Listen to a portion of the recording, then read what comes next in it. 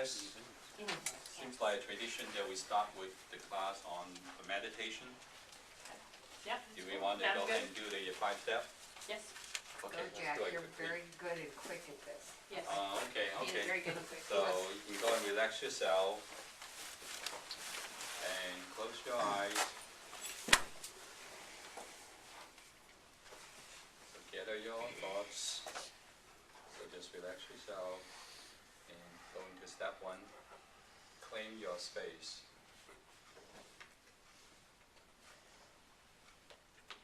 However big the space in front of you want to claim, you declare that is your space. You may visualize there's a bubble energy that's surrounding you, that you're protected.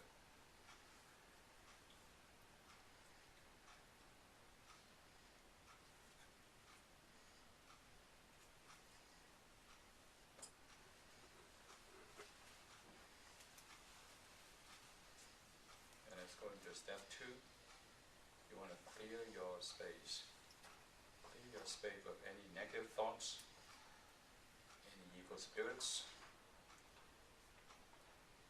any demons or whatever. You visualize that there's a God's hand. It's like doing the sweeping for you. And every time the hand moves from the bottom to the top, it sweeps. And visualize every time it sweeps is in a multiple of 1,000 or 10,000, and normally I visualize in terms of a million, so you can sweep it like 10 times. Sweep it with God's help so that your bubble is clean, free of any disturbance.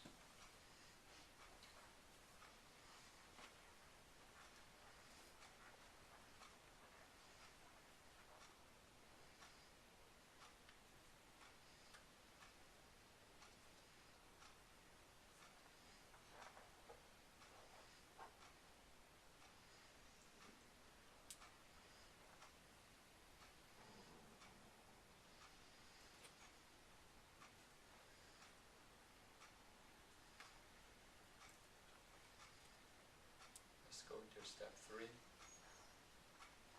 Visualize your physical self. Now you give permission to God, heaven, any angelic elements. You give them permission so that they bestow the blessing, the energy of joy and gratitude from the top in the heaven, coming down through the crown of your head, travel all the way down to your feet, through the earth, come back up, go back to heaven, and in this elliptical energy source, it just continue to flow through your body, the energy of joy and gratitude.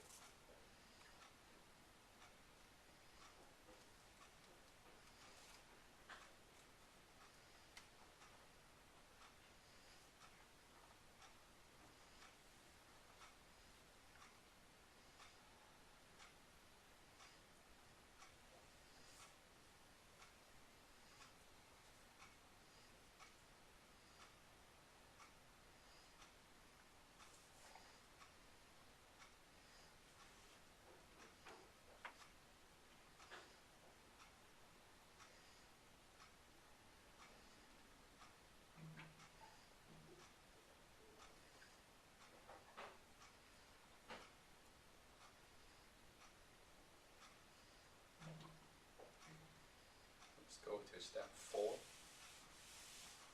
Now you bring your energetic self in front of this physical self. The energy that you have from step 3, it travels through the bottom of your energetic self, through going up the earth. So it forms this electrical energy flow. Now the energetic self is in front of you. You see that the spirit, the heart, and the brain of this energetic self is completely bright.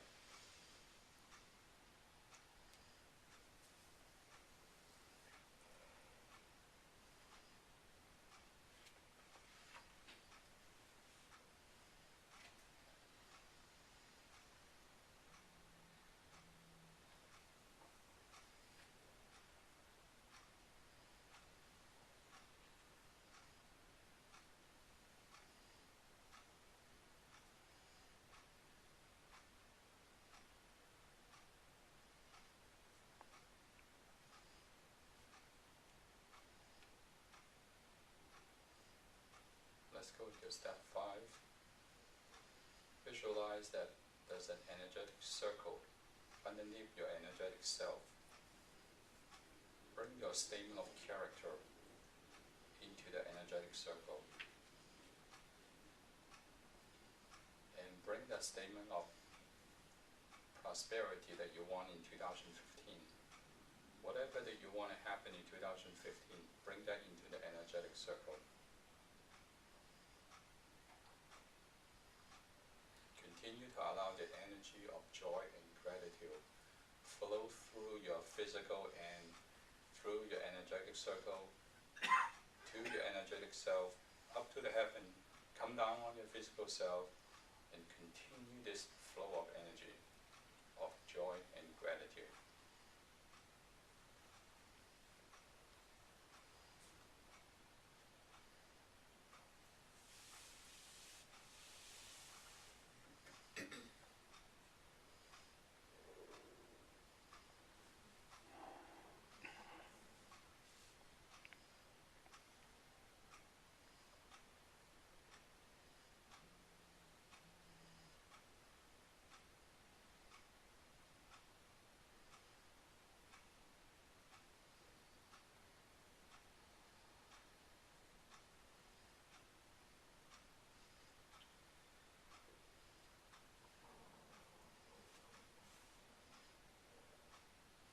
Okay, now you may slowly open your eyes.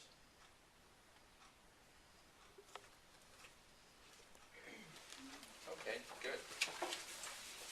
For those who just come and join us, there's a little 3x5 index card. Dr. Gary asks all of you to write down what you concern the most, or what you care about the most, what bothers you the most. What bothers you the most? Okay. What's your biggest concern for tonight? I believe? Or for Tonight, today? like in life, or tonight with regards to class, or? What brings up your greatest fear or your anger? Okay. I don't care what it is, but make it the worst that you can think. The worst. Greatest An fear. event you're talking about? Okay. You decide for yourself what it is. Okay. So as we continue with the class, so you can write down whatever that is on your 3x5 index card. Okay, so since this will be our last class for at least this session, so I want to make this class like a review or like an exam. So this thought will be on the paper. I'm just going to ask you the question, so see if you guys can answer it. Okay, so there's no right or wrong answer, just my opinion and your opinions, and if our opinions do not match, then we'll talk about it, okay? So we have been talking about options, right? So let me ask you, if you have some money, what's the most percentage of your money? If you want to trade options, what's the most percentage of your money you want to allocate to options trading? 10%. 10%. Not right or wrong answer, but just you don't want to commit too much, right? And you could lower that to 5% or whatever percent that you feel comfortable. Okay? So, what is option? What does option mean? Stock option, of course. Somebody tell me what option is? What stock option is? An opportunity to buy, Opportunity to buy to buy. or Okay. sell. The right to trade, Okay. the right to buy and the right to sell. The right to buy and the right to sell. Okay. Depending on it's a call or put option, right? So, and a call option is the right to buy, but not the obligation to buy. You have the right, but not the obligation. Why is it so important? Because you're purchasing the right. You can exercise it if you want to, but you don't have to. remember I equate the options with the earnest money of buying a home, right? When you want to buy a home, I don't know how much the earnest money nowadays. Normally, many years ago, it was like $5,000. It could be more nowadays. Anyone know what's the? I think it depends on the price of it. Depends on the price of the house. Okay, okay. Percentage, right? So when you put down the earnest money, unlike the stock option, the earnest money, can you take back your earnest money if you choose not to buy? No. No, you lose that money. The stock option is the same thing. When you buy that option, you own that option. Now, unlike the earnest money of buying a home, you can sell your option. I don't know if you can sell your rights to buy the home to somebody. Probably you could. You could if the house increases in value, right? You just do a double closing at the title company, right? So in a way, but you're not selling that right. You're just selling that home because it's appreciating value. So it's not quite like the stock option. So the stock option, the call option is the right but not the obligation. And you can trade those options. Okay? And so that's a call option. So what is a put option? The right to sell, The right to sell. but Yeah. not obligated to sell. To not obligated to sell. So why would anyone buy a put option then? Price is going to drop. Either you're betting that the price of that underlying security or the stock is going to drop, so you want to buy the put, so that when it drops in value, your put option value will increase as well, right? But let's say you're not interested in buying option, but you have a lot of mutual fund, and you saw what happened in 2009. Your mutual fund dropped in value by what? 45, 50%, right? At least 40%. Mine did, so, so like 45%. Do you guys remember that? Oh, yeah. Yep, You all remember pretty that? well. Pretty well, okay. But now that knowing that you have this option now, if you want to, you can buy some put option on the index. So the question is, what is index?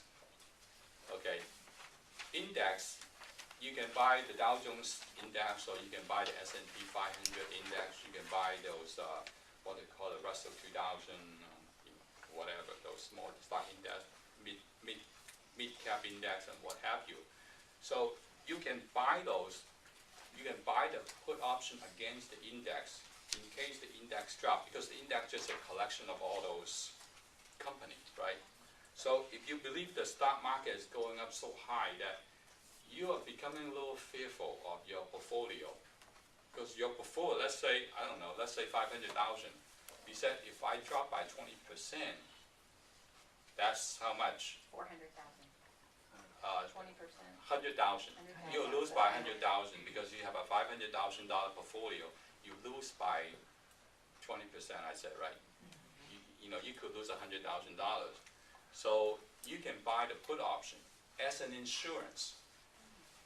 As an insurance, so that in case it drops, that put option will give you some value. It will increase in value to protect portion of your portfolio. Now the question is, why would anyone buy the put option, right? You said there's an insurance. Now, I believe most of you own a home, right? I assume that, right? Do you buy homeowner insurance? Yes. Against fire, against whatever? You have to pay insurance, right? Yep. Do you get mad at yourself for paying insurance when your house didn't get burned down? Sort of, when it didn't get burned down. When they, okay. Okay, interesting, okay. And you buy auto insurance. Just in case you get into an accident, then you're covered. Your liability or your comprehensive coverage. So do you get mad when you don't get into an accident? It's like, oh gosh, I lose my insurance again. My gosh, I'm so unfortunate, right? You won't do that. Why? You accept that as a way of what? Living. Okay? Because you want to protect yourself against, in case, again, the accident, in case something happened to my house. Now, you could do the same thing with options on your portfolio. You just willing to say, hey, I want to buy some insurance. The market is going up, is hitting the top now.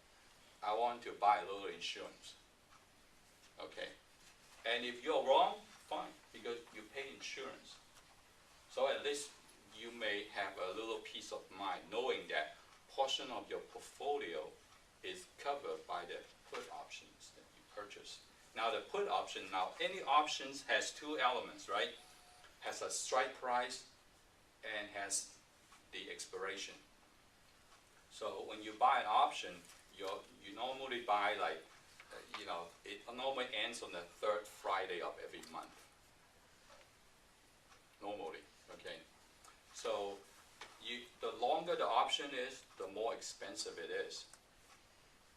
You can buy like the February option is expired already. So the closest option you'll be buying on the stock is March. Okay, that's like maybe less than 25 days out. Or you can buy the April option, or the May option, or the June option. The longer options, they call it the LEAP. Okay. And you can buy like 2016, and sometimes they sell it to like 2017 options. Now, those longer options, it's going to cost you more money. Gives you, more flexibility, so it's going to cost you more money. Okay? So, yes? Now, I missed last class, but. Yeah. When, Yes, that's when the you question. say a put option on the index, now does that mean for, you can have a whole bunch of stocks, or does that mean you can have money elsewhere? It has to be in only, When you're buying like a put option on the index, yeah. the index is just the index. So you're buying, the index of that stock the index will go up and down because it's a collection of all those stocks. Right, so it's just like any other option? Yeah. Okay, right, yeah. so it's separate from the rest of your portfolio, you're just sort of Right. balancing out numbers of Yeah, what- exactly. Depending on how you're balancing your mutual fund, if you follow your financial advisor, then you will have like so many in large cap, so many in mid cap, so many in small cap, so many international. So if you believe the U.S. market is getting up there, that if you want a peace of mind, you want to sleep better at night, you're afraid that 2009 is going to repeat itself and you're not young anymore. You don't have another 5 or 10 more years, wait for the stock market to go back up, and you're willing to, kind of like we're using the example of $500,000 portfolio. If you lose 20%, that's $100,000.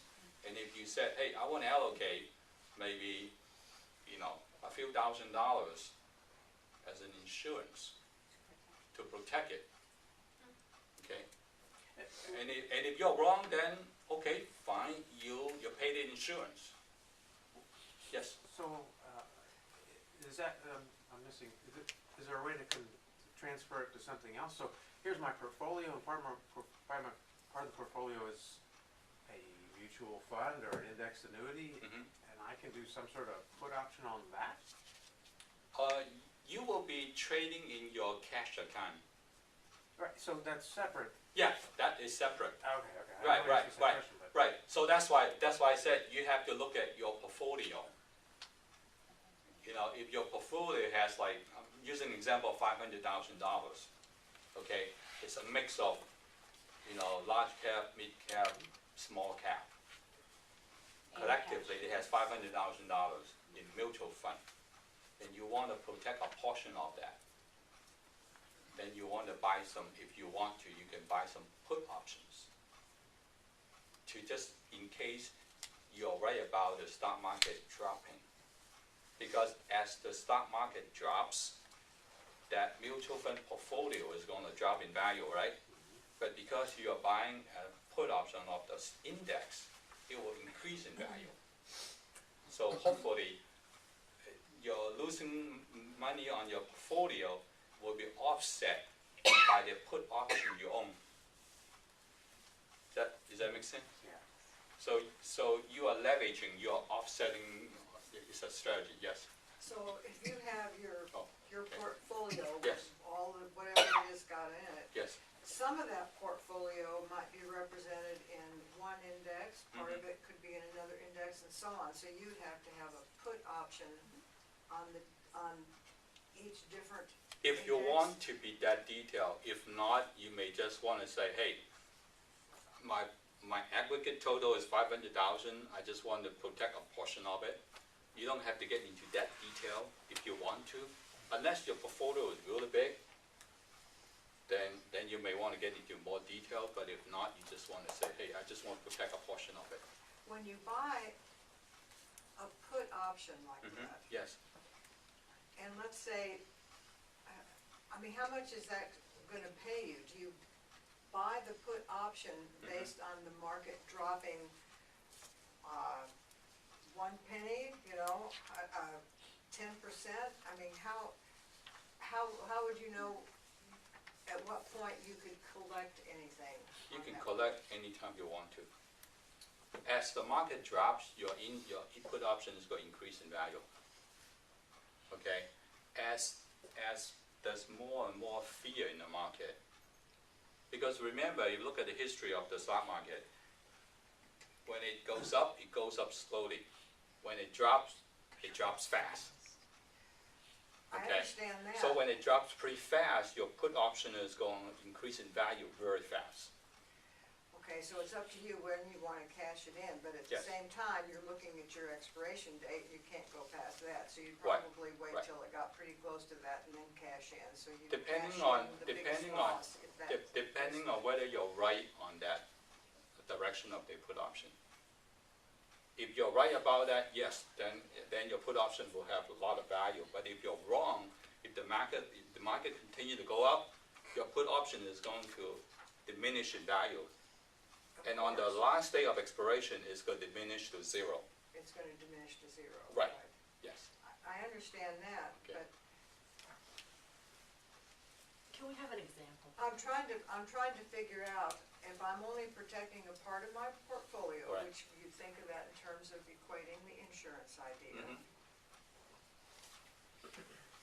How much are you, I can't in my mind figure out how many dollars for how many dollars. In other words, if you take an insurance policy, if the thing that you're insuring against, you have an $100,000 insurance policy, Right.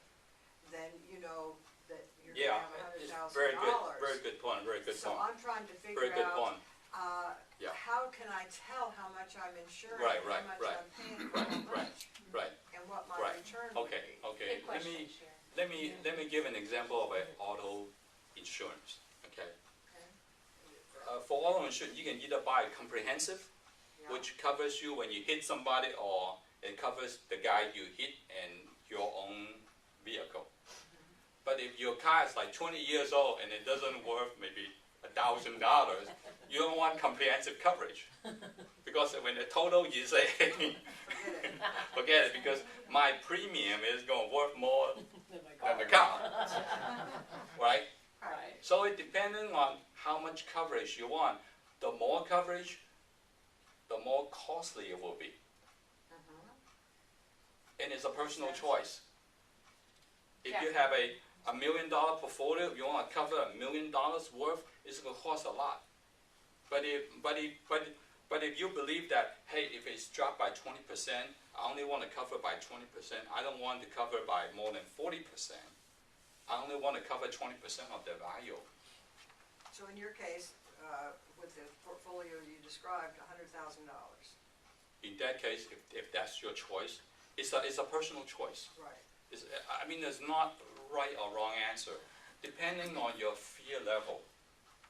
If you believe that hey, the market normally recovers itself in 3 years, let's say, okay, and let's say you're close to retirement, and I just want to cover that $100,000 drop in case, because that will cover me 2 years of living expense. I got other expense. That may be enough. So you have to figure out some math in in your head about, instead of buying coverage for the whole 500,000, you may want to just cover the 100,000.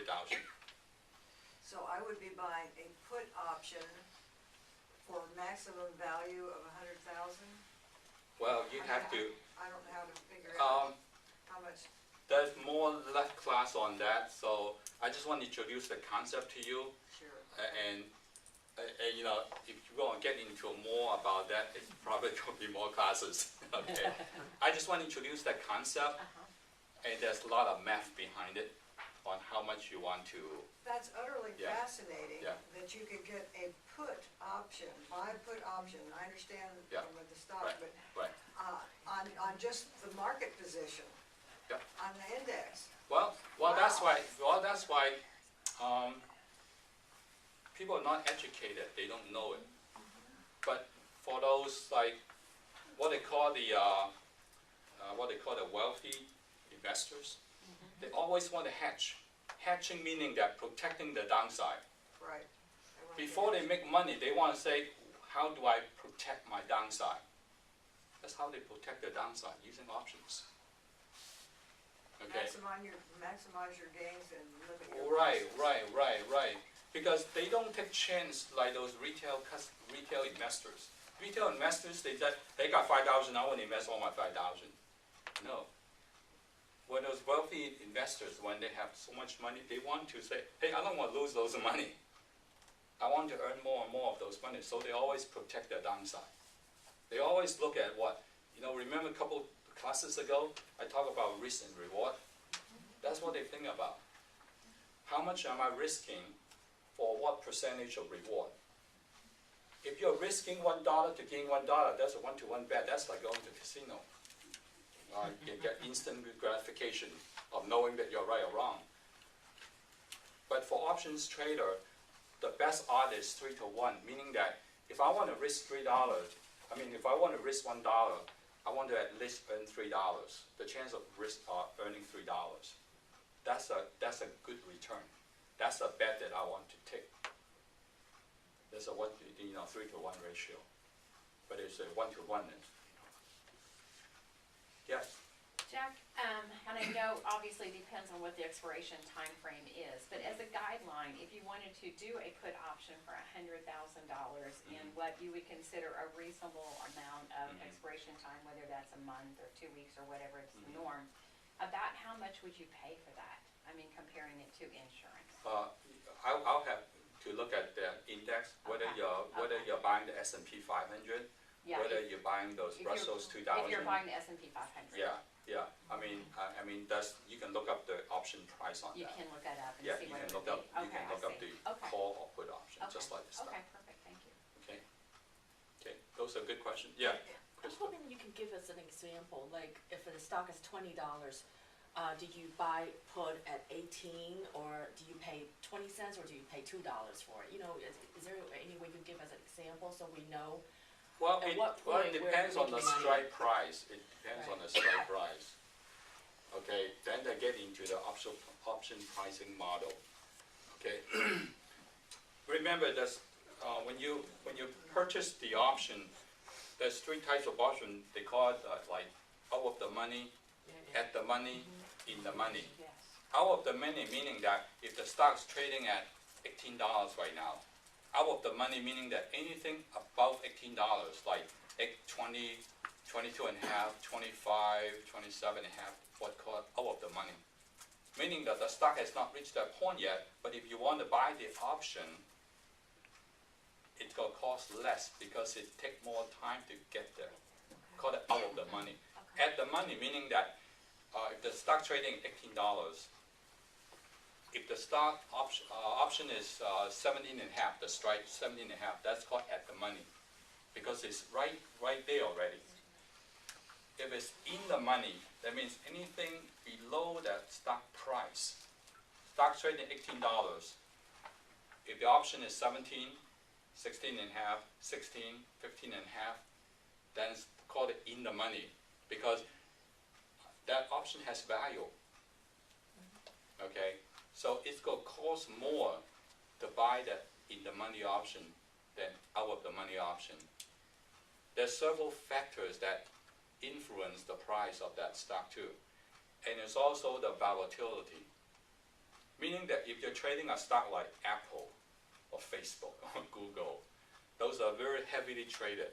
The volatility is very high, meaning that everyone is trading it. The option movement is going to be very volatile. Meaning that, let's go back to our housing market so you all understand. Okay, let's say if you're buying a house in San Francisco or New York or Los Angeles, the volatility of the housing market is pretty high. Okay, because there's more people trading.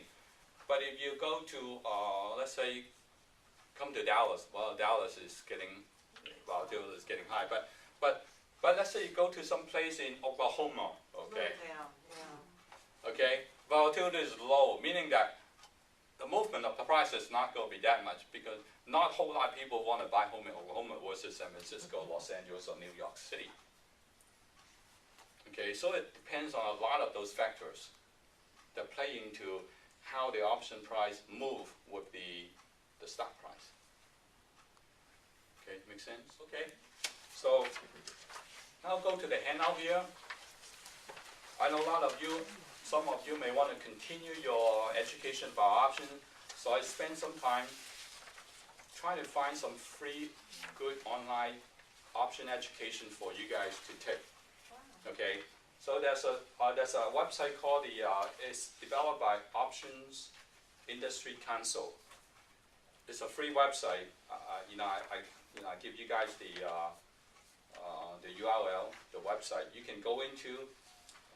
You have to register first. It's free registration. Now, I tried to using my real name and I tried to use some fictitious name. They don't care, so I use Mickey Mouse. My first name is Mickey, my last name is Mouse. Email address mickeymouse@mickeymouse.com. I put down address 1234 Epcot Drive, Orlando, Florida 99999. Okay, my password is Mickey.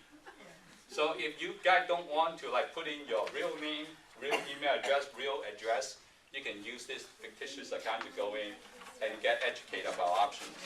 But really, I mean, this is a legitimate site because it doesn't ask you for your credit card number, your social security number, your mother's maiden name, name of your firstborn, none of that. So you can register, but once you register, you can get a lot of information, a lot of good wealth of information. You can go into on the bottom left-hand corner. I would suggest you take the My Path assessment first. My Path assessment is a 20-question, pretty easy to answer questions, but it will test your skill of your options, whether you know what they're asking you. And they always give you an answer at the bottom, say, not sure, not sure. So if you keep asking not sure, the problem upon you is that you need to start with the basic. What is an option? Or what is a stock, Okay, so you can keep asking those not sure, not sure. But if you know what you're doing, you answer some of the questions right, it will give you your curriculum, the classes you need to take. Which is good. I said, that's good. It's free. Okay, it's free. I will go into that later. But if you look at the middle of the first page, if you scroll down to the strategies and advanced concepts called advanced options trader. So if you already know something about options trading and you want to, educate yourself more. They have a lot of those good advanced concepts. Like Crystal was asking me about, the market is getting high, but should I buy, put options and all that? Yeah, you can buy put options, but I believe there's another better way to do it is those strategies I was telling Crystal about. It's what they call the bear put or the bear call spread. Meaning that you're buying and selling an option at the same time. When you're buying and selling, remember, when you buy, you have to pay money, right? But when you sell, you're collecting money. So the difference between those, depending on the option itself, you can either collect some money as a result of that trade, or you have to pay a little bit, but not more than if you buy that option outright. Okay, because you're buying and selling, then you're offsetting it. Now, what's the good point about doing buying and selling at the same time? First, you cap your profit, okay? The most you can make money, but you also what? You're capping your loss as well. Remember what I said about, those smart investors? Before they get into a position, they want to know how much could I lose, okay? Before I ask how much could I gain. The rule of thumb for most people, one of the traders is like 3 to 1, right? I want to make at least 3 times or 1 time of loss, 3 to 1 ratio. If you can find that trade, that's good to have. Okay, so those advanced strategies that you can learn about. And then on the bottom right-hand corner, seminars and events. They have like on-demand webinars. They already have some of those on archive that you can just go and click and you can just enroll and register and you can just take those. And they also have some upcoming live seminars. And you can log online and they have it on different locations around the city. We turn to the second page. Under like all seminars. The seminars normally run 3 hours, 6 p.m. to 9 p.m. Now when I look at those cities, some are like in Florida, some are like in New York, some in San Francisco. You can register for those. And they separate them by the levels of trader you are. You're at basic, you're intermediate, or you're in advanced. Okay? It's all free, so that's good. Now go back up to top of the page 2, under tools and resources. So they also have a call called virtual trading systems. I like that one a lot. Called a virtual trading. You click on that, you'll go into a website called Options Express,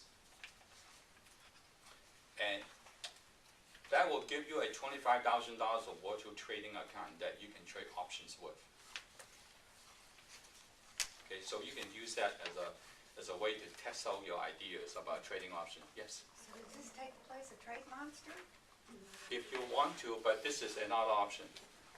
Because Trade Monster, what I don't know about Trade Monster, after 60 days, all those screeners, everything goes away unless you put like $2,000 in. And I don't like that. But this could actually take its place, right? Yeah, yeah, yeah. Is this through Charles Schwab, this Options Express? Yes, yeah, you're right. Yeah, Charles Schwab bought Options Express. Yeah, yeah. And also there's a video. It's good to have options video by Terry Savage. Now this is a good material, and if you can embrace it, you can understand it and keep taking it until you get it. I believe it's good. They got really good lessons in the class. It categorized by basic, intermediate, and advanced. Thank you. Let them go away. Thank you, Jack. It hasn't gone away yet. I don't think they will, because this is what they call the Option Industry Council, meaning that different brokerage company, they chip in to make this happen.